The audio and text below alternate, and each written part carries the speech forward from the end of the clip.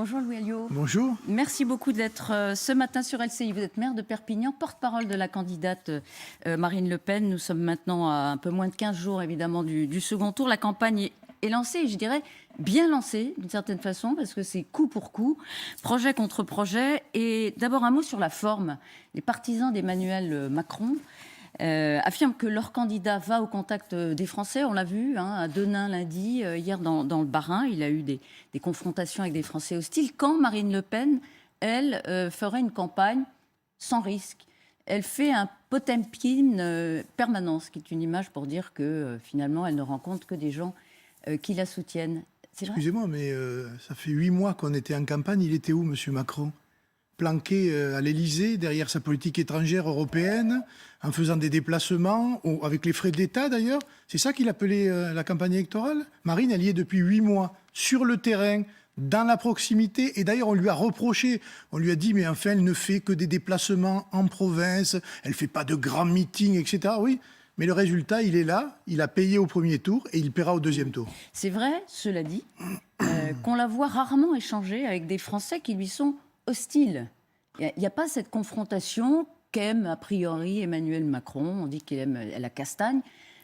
On voit moins ça. Mais parce alors qu'il y a des Français qui contestent Marine Le Pen, il y en a. Oui, mais sûrement beaucoup moins que ceux qui contestent M. Macron. Je rappelle que M. Macron, pendant 5 ans, les gilets jaunes, la crise avec les hôpitaux qui continue, qui n'a pas été réglée. Et effectivement, quand il se déplace sur le terrain, il va tomber contre les gens qui ne veulent plus le voir à l'Élysée. Or, notre campagne, nous, est une campagne de proximité qui s'adresse à des publics en souffrance. 22 000 communes ont mis Marine Le Pen en tête. Il faut aller parler à cette ruralité, à cette France profonde, à celles qui souffrent de l'absence de services publics, d'emploi, de système de santé. C'est ça que nous sommes en train de mettre en place. C'est pas la peine de faire comme M. Macron et d'essayer d'aller dans des villes pour aujourd'hui tenter de décrédibiliser Marine Le Pen. Lui, il a un bilan, il suffit de regarder son bilan pour savoir à qui on a affaire. Alors sur le fond, il y a, dans ces premiers jours de campagne d'entre-deux tours, 2 sujets qui émergent, c'est l'Europe et les retraites. Sur l'Europe, Emmanuel Macron a accusé Marine Le Pen de raconter des carabistouilles, c'est son mot. Alors, sur l'Europe, vous ne voulez plus en sortir, ça on a compris, vous conservez l'euro, mais en même temps, vous voulez moins cotiser. Vous voulez réduire la contribution française au budget de l'Union européenne, c'est ça? Oui, et alors? Non, je vous demande de confirmer parce que, en réalité... Oui. Chaque année, on demande aux députés de voter la fameuse contribution à l'Union européenne. Elle a été augmentée sous Emmanuel Macron depuis, je crois, de 30%. Or, on peut tout à fait continuer à cotiser à l'Union européenne sans pour autant en donner autant et faire une économie de 5 milliards dessus. Alors que là, nous en donnons 9, contributeurs nets 9. Là, on veut en récupérer 5 pour précisément associer les crédits que nous réservons à l'agriculture, à l'emploi, aux retraites, etc. Mais le budget pluriannuel, il a déjà été voté dans l'Union européenne. 2021-2027, c'est voté. Pardon, c'est voté. On a l'impression en France que rien n'est possible. Si le peuple souverain décide de mettre à la tête de l'État Marine Le Pen, eh bien Marine Le Pen aura mandat pour aller négocier avec l'Europe, notamment les budgets des années évidemment futures, pas celui qui est déjà voté, donc, mais des avant années 2027, futures. Il se passera rien. Non. Année après année, c'est le Parlement qui décide de cette contribution. Mais pardon, comment vous c'est faites? extraordinaire. Parce que vous dites, rendez-nous l'argent. Non mais pourquoi rendez-nous l'argent? Parce qu'il est prévu une contribution, c'est gravé dans le marbre. Le prochain vote l'année prochaine par le Parlement, ne votera pas les X millions qui étaient prévus de voter. Il votera avec une économie de 5 milliards, c'est tout. C'est pas si difficile que ça. Mais si la démocratie n'existe pas, si la souveraineté du peuple n'existe pas, si la représentation nationale, finalement, n'a aucun pouvoir, ça sert à quoi de faire des élections ? Et c'est ça le problème avec M. Macron. C'est qu'il dit, ça y est, tout est figé, on ne peut rien changer. Mais le problème, c'est qu'en ne changeant rien, eh bien, nous avons aujourd'hui une explosion sociale et peut-être demain une explosion dans le pays, tout simplement. Louis Alliot, ce que vous dites est logique, semble logique. Mais Margaret Thatcher, quand elle est allée devant les Européens dire « Give me my money back », je crois que c'était ça, « Rendez-moi l'argent », ça a pris combien de temps? Mais c'est pas Combien d'années? Combien d'années elle a... Si, elle aussi, elle voulait qu'on lui rende l'argent. L'Europe s'adapte. 5 ans. L'Europe, sa mais demande oui, mais et la d'accord, mais réalité. 5 l'Europe ans. s'adaptera. On n'est pas du temps de Madame Thatcher. Voilà, on a déjà trop augmenté cette contribution. On reviendra à peu près à hauteur de ce que nous contribuions à l'époque de Jacques Chirac quand il était président de la République. C'est pas une explosion du système, c'était une réforme du système en faisant des économies. Parce qu'on est en train aujourd'hui d'engraisser une technocratie européenne qui nous fabrique du chômage, des délocalisations d'entreprises et la ruine de notre agriculture. Il faut peut-être arrêter un jour de le faire. Quand Alors, même. si ça n'est pas possible de récupérer l'argent rapidement, vous comptez sur cet argent pour financer, vous, les dépenses sociales. Si ce n'est pas le cas, est-ce que vous trouverez d'autres ressources ? 18 milliards sur l'immigration, 18 milliards. 15 milliards sur la fraude sociale. Nous l'avons chiffré. 18, c'est par rapport à l'immense économie que l'on pourrait faire sur un certain nombre de dépenses aujourd'hui gratuites dans le cadre de la politique d'immigration. Sur la fraude, je rappelle que le Sénat a fait un rapport, c'était à peu près 50 milliards évalués. On peut faire 15 milliards sur cela. Enfin, je veux dire, il y a beaucoup d'économies à faire et c'est sur ces économies-là que nous pourrons aider les jeunes, les retraités et un certain nombre de catégories sociales qui sont en grande souffrance. Alors, vous dites effectivement 18 milliards sur l'immigration. Vous voulez séduire les électeurs de Jean-Luc Mélenchon. Mais vous pensez qu'ils vont voter pour vous alors que vous dites que vous allez faire des économies sur le dos des immigrés ? D'abord, votre formulation n'est pas très exacte. Je n'ai pas dit sur le dos des immigrés, mais sur l'immigration. Ce n'est pas du tout la même chose. D'abord. Ensuite, on ne drague pas l'électorat de M. Mélenchon. J'ai pas dit ça, moi. On parle de rassembler plus de 51% des Français. Ce que nous disons sur l'électorat de M. Mélenchon, c'est qu'on ne voit pas comment, pendant 5 ans, cet électorat s'est mobilisé massivement contre M. Macron, en disant qu'il était le président de la casse sociale, de la casse hospitalière, le président qui a mis des millions de Français dans la rue, et comme par hasard, par enchantement, aujourd'hui, il irait voter pour M. Macron, qui est le président de celui qui a donné un certain nombre de privilèges à beaucoup d'autres Français. Je n'y crois absolument pas, moi. Je n'y crois pas. Et cette question de l'immigration, elle est fondamentale, non pas contre les immigrés, mais le contrôle de l'immigration permettra évidemment de faire des économies, et on peut s'en rendre tous les jours compte dans nos rues et partout en France. L'immigration coûte à la France. Contre les immigrés, juste par parenthèse, vous leur accordez moins de droits. Vous êtes d'accord ? C'est pas contre les immigrés, mais enfin, vous limitez drastiquement l'immigration, vous supprimez toutes les aides sociales qui sont données aux immigrés aujourd'hui. Donc, quand même, vous n'allez pas dire que c'est une politique pour l'immigration, c'est une politique contre l'immigration et contre les immigrés. Il n'est pas anormal, dans un pays comme le nôtre en crise, de donner un petit privilège à celui qui a la nationalité française, quelle que soit par ailleurs son origine, sa religion ou sa condition, plutôt qu'un étranger qui arrive du jour au lendemain et à qui on donne un certain nombre de droits, parce que quelqu'un le paye, ça. Et aujourd'hui, ce sont toujours les mêmes qui le paient. Donc il faut, en plus, des accords, évidemment, multilatéraux avec les pays d'origine de l'immigration pour régler ces problèmes-là, ce que M. Macron n'a pas fait. Alors, justement, à propos d'immigration, vous rétablissez les frontières ? Je vous pose la question, est-ce que vous rétablissez le contrôle les frontières nationales. Vous rétablissez le contrôle aux frontières. Mais c'est ce qui s'est passé. C'est ce qui s'est passé. De douane, Madame Artichoux, c'est ce qui s'est passé pendant le Covid. Ça n'a absolument gêné personne, ça n'a inquiété personne. Et il est normal qu'un État souverain contrôle ses frontières, ce qui n'empêche pas d'avoir des coopérations avec l'Espagne, avec l'Italie, avec l'Allemagne et aux frontières de l'Europe. Ça, c'est possible aussi. Il n'en demeure pas moins qu'il faut contrôler nos frontières, parce qu'aujourd'hui, malgré les contrôles qui existent, moi je peux vous dire, à Perpignan, vous avez tous les jours une immigration clandestine quotidienne qui arrive sur notre sol, qui n'est pas expulsée et qui se retrouve à la rue et qui est prise en main par des mafias locales de drogue, de trafic divers. Et c'est contre cela qu'il faut lutter. Et vous avez raison, ça a été rétabli pendant le Covid. Et il y a eu une autre dérogation possible, c'est dans le cadre de la lutte antiterroriste. Ce sont des dérogations. En temps normal, ça n'est pas autorisé. Mais on est Donc, vous contrevenez... Non, pardon. Mais vous avez le droit de dire on le fera, mais vous contrevenez aux règles européennes. L'Europe, elle est là pour être réformée. Hier, c'était intéressant, j'ai écouté M. Macron qui a dit c'est aussi un référendum sur l'Europe. Il a raison. Oui, le deuxième tour est un référendum sur l'Europe. Et à ce référendum-là, les Français ont déjà répondu. En 2005, ils ont voté contre ce système européen. Et dans ce système européen, à l'époque de la Constitution européenne, il y avait toutes ces règles. Et il y avait ces règles de contrôle aux frontières. Donc il a bien fait, il a bien fait de porter le débat sur le référendum sur l'Europe. Parce que c'en est un. Parce que c'est précisément là qu'il y aura une majorité de Français pour contester sa politique. Vous êtes d'accord, c'est juste pour préciser, on ne sort pas de l'Europe, mais vous êtes d'accord que si vous ne respectez pas les règles, eh bien, de facto, vous sortez de l'Europe. La comparaison, vous la connaissez.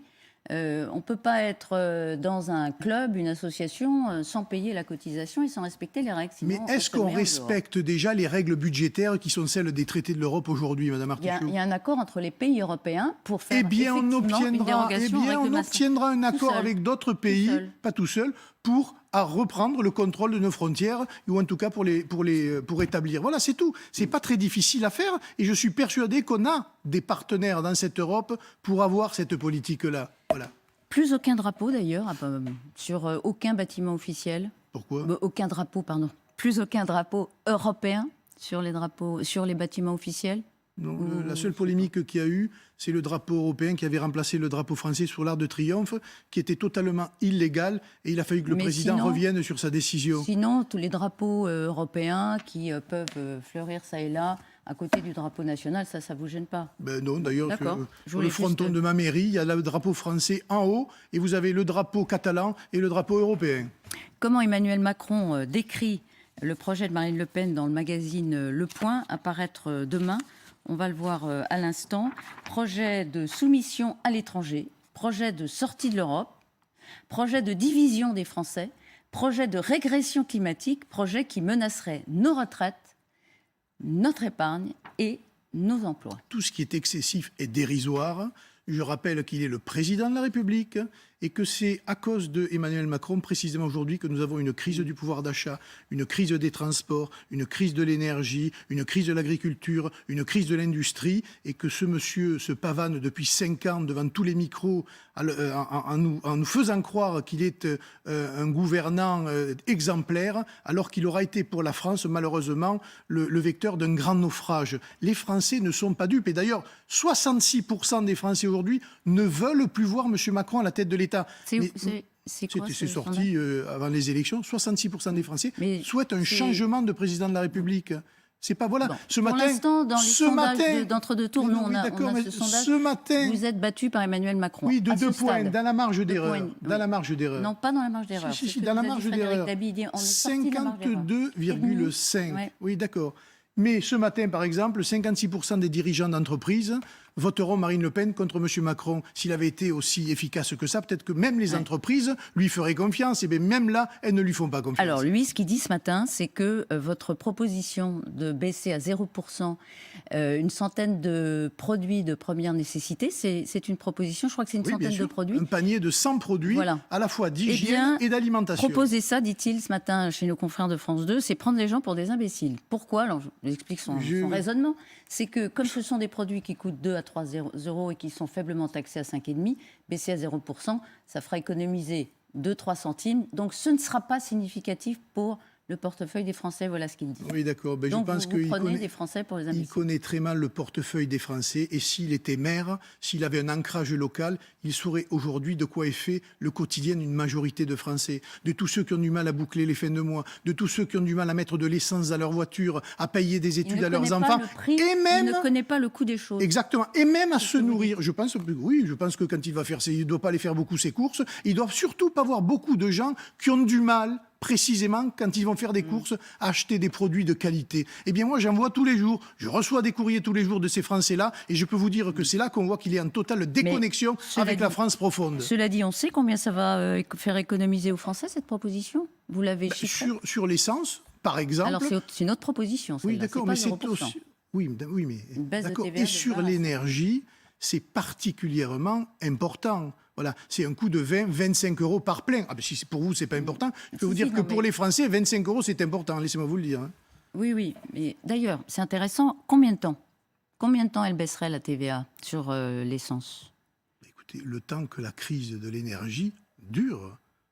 Donc, donc le coût n'est pas estimé. Et le temps qu'on remette de l'ordre sur un mandat, dans les finances publiques. Est-ce que vous assumez de faire du quoi qu'il en coûte sur cette mesure? Quoi qu'il en coûte, autant de temps que ce sera nécessaire. C'est simple, soit vous arrivez au blocage du pays et à une explosion sociale, et à ce moment-là, c'est le système entier qui sera en danger, soit sur ces questions, vous aidez les plus en difficulté, et c'est tout à fait normal que la solidarité nationale s'exerce. Ce programme-là, il est d'abord fait pour l'urgence et pour la solidarité nationale, alors que M. Macron, lui, ne parle qu'aux gagnants de la mondialisation. Et je crois qu'il ne se rend pas bien compte de l'état du pays. Et c'est pas, je vais vous dire, hein, c'est pas anodin que 22 000 communes aient mis Marine Le Pen en tête. Parce qu'il y a d'un côté le roi dans son palais à l'Élysée, et puis vous avez le reste du peuple qui le regarde et qui n'en veut plus. C'est ça qui est important. Pourquoi avoir abandonné la retraite à 60 ans? On n'a pas abandonné la retraite à 60 ans. C'est pour ceux qui travaillent, qui commencent à travailler à 17 ans jusqu'à 20 ans, ils pourront partir 40 annuités, 60 ans, et sinon à 62 ans. Voilà, c'est une... Mais à quel âge est l'âge légal? Je n'ai pas compris dans le projet. L'âge légal, il est maintenu à 62 et quelques. 60 ans pour ceux qui rentrent sur le marché du travail très tôt. Il y a plusieurs âges légaux, alors. Et 62 ans pour ceux qui commencent à travailler après l'âge de 20 ans. Voilà, c'est assez simple. C'est un aménagement. Donc, mais quelle est la différence avec le dispositif carrière longue qui permet en effet, quand on a commencé à travailler jeune, de partir tôt? C'est pas vrai. Quelle est la différence? La différence, c'est qu'aujourd'hui, vous avez beaucoup de retraités qui, avant d'être à la retraite, sont beaucoup au chômage. Et le traitement du chômage est beaucoup... Ça n'a rien à voir. Et le traitement du chômage est beaucoup plus cher que le règlement des retraites. Nicolas Sarkozy qui se prononce pour Emmanuel Macron, après Fabien Roussel, Anne Hidalgo, Yannick Jadot, Bertrand Delanoë, Lionel Jospin, Bernard Cazeneuve. Bon, le Front républicain, il n'est pas mort. L'ancien monde bouge encore. Voilà. Ces gens-là sont des gens qui ont toujours échoué. Et je rappelle que ce plafond de verre, plus ces gens-là appelleront à voter contre Marine, et plus le peuple français se rassemblera pour faire battre ce système-là. Ce matin, j'ai vu la tribune des sportifs, c'est-à-dire de ceux qui sont le plus privilégiés dans notre système social aujourd'hui. Et vous avez par exemple la signature d'un Dimitri Payet, 500 000 euros par mois, qui a refusé de baisser son... Mais vous l'exonérez d'impôts jusqu'à 30 ans, lui. Qui a refusé de baisser son salaire pour aider son club pendant le Covid et qui ose faire une tribune pour appeler à voter au vote. Mais c'est scandaleux. Vous assumez les sportifs et les autres, ceux qui gagnent beaucoup d'argent jusqu'à 30 ans, zéro impôt. Non, c'est pas vrai, parce que vous avez l'impôt sur les fortunes et sur l'impôt financier que nous allons mettre en place et qui précisément concernera M. Payet aussi. La Fondation Abbé Pierre aussi appelle à vous battre. Oui, d'accord, mais écoutez... Non, mais je signale parce que... Vous y étiez, vous êtes venu me voir à Perpignan. Oui. Tout le monde appelait à voter contre moi. Les associations, un certain nombre de clubs de sport, la droite, la gauche. Et au final, les citoyens ont décidé de m'élire maire. Nous sommes dans la même configuration à l'échelle de la France. Je suis persuadé que plus le système se ligue contre nous et plus les Français réagiront pour sortir ce système-là du pouvoir. Est-ce qu'un candidat ou une candidate à la présidence de la République peut dire qui est journaliste ou qui ne l'est pas? Est-ce qu'un président de la République en exercice candidat peut décider des émissions dans lesquelles il va ou il ne va pas? Répondre à une question par une question, c'est un procédé. Est-ce que vous pouvez répondre à mes questions? Hier, Marine Le Pen a dit, un tel, en l'occurrence journaliste de quotidien, il n'est pas journaliste, donc il ne peut pas entrer dans mes QG, mes meetings. Est-ce qu'un candidat ou une candidate, en l'occurrence, à la présidence de la République, peut dire... Ne cherchez pas à créer écoutez, un problème là où il n'y en a pas. Pas moi qui l'ai avec dit. Le quotidien, je crois que ça fait 7 ans que ça dure. Voilà. Donc, je veux dire, pas la question, ça pourrait être quelqu'un d'autre. Elle a dit, ils ne sont pas journalistes. Le soir, elle a dit d'abord sous la forme de la plaisanterie.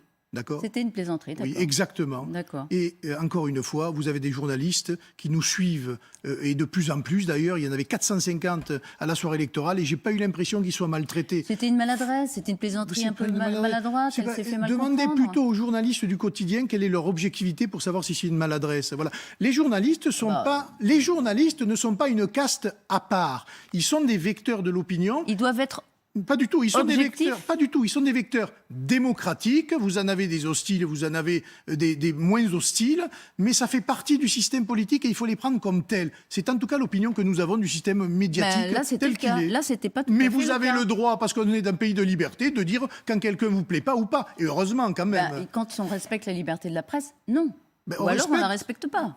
je regrette, Madame Artichou, on respecte la liberté de la presse et vous le savez très bien, parce que depuis le temps qu'on fait de la politique et qu'on fréquente des journalistes, il n'y a aucun problème. Il y a quelquefois au sein des journalistes qui sont des militants. On a le droit de le dire, hein, voilà, on a le droit de le dire, et les journalistes du quotidien sont des militants, c'est tout. Et donc de leur interdire d'entrer. Mais pas leur interdire. Elle a dit c'est chez moi, je fais ce que je veux. Ah oui, mais ça, c'est autre chose. Mais le soir de la soirée électorale, je les ai vus. Moi, j'ai même été interrogé par eux, je crois, à la sortie de la soirée électorale. Ils étaient donc Ils étaient à la présents. sortie, ils n'étaient pas dedans. Non, mais la liberté de la presse... Bah, écoutez, si vous invitez-les voulez, chez vous si vous les aimez tant.